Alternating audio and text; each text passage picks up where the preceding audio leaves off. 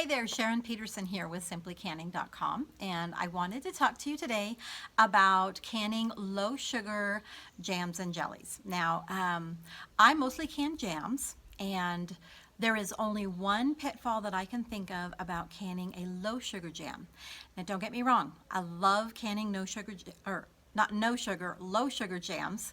I actually started experimenting with low and no sugar a couple of years ago, and in the process I've kind of discovered that my family really likes some sugar, and so we do a low sugar jam. I don't do no sugar jam anymore just because of they just like the flavor more, and I figure jam is like a condiment. It's something you put on your toast. It's not like you're going to sit there and eat a whole jar of jam. So we do a low sugar jam.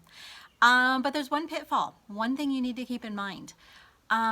It doesn't last as long. So the sugar, when you're making jams and jellies, the sugar does act as a preservative. And there are options to making a lower sugar. But one thing is, it doesn't last as long both on the shelf or in the fridge after you've opened the jar to use it. So the usual recommendation as far as on the shelf for home canned foods is to use it up in a year. Now that is because the quality will start deteriorating faster after that first year, and so it's a quality issue. Most foods, as long as it's been canned properly and you watch for signs of spoilage, make sure the seals are still good, it's going to last longer than a year. When you get to that year, you just want to kind of make a plan to use it up. Jam is one of those things that I'm pretty comfortable using for a couple of years at least, even up to 4 years, just because there's so much sugar in it.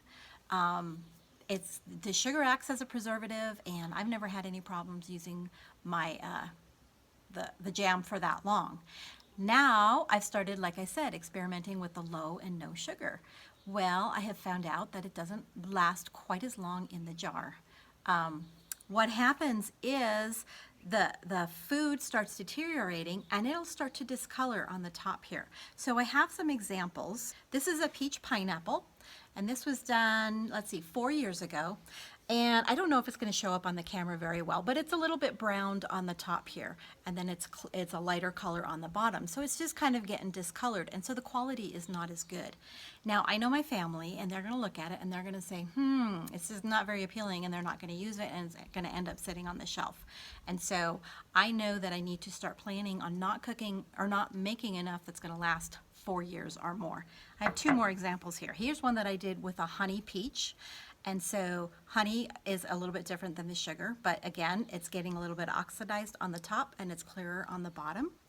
And then this was I just have it marked low sugar peach. Now I don't remember the recipes on these as far as how much sugar I put on there, but like I said, there is some sugar in here. So a no sugar might be even more pronounced. So on the shelf, it just doesn't last quite as long. Try to make sure that you're gonna make only enough for a year or 2, and then be aware that you're going to need to use it up.